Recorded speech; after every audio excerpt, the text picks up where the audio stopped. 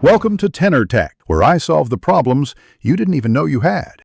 You begin by confirming the battery chemistry and rated voltage, so you select compatible settings. This prevents damage.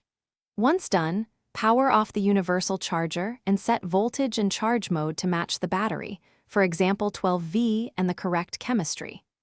Make sure polarity clamps are clean. Connect positive clamp to battery positive, then negative to chassis or battery negative. You do this first to establish safe connections before powering up the charger and starting current flow.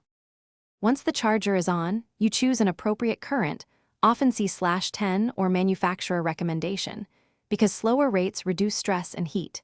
Monitor voltage rise and status LEDs. A steady voltage climb and falling current indicate healthy absorption. Make sure to check battery temperature periodically and reduce current if it gets hot. This protects cells. You'll also watch for charge termination modes like voltage cutoff or timer. When current drops to the programmed threshold, the charger is finishing the cycle. You finish by powering off the charger before disconnecting clamps.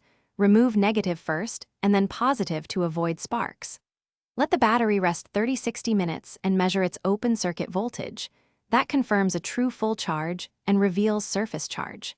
If voltage is low or the battery won't accept charge, one key troubleshooting step is to recheck polarity and charger mode, then test individual cell voltages. A deeply sulfated lead acid or a failed cell in multi-cell packs often needs repair or replacement.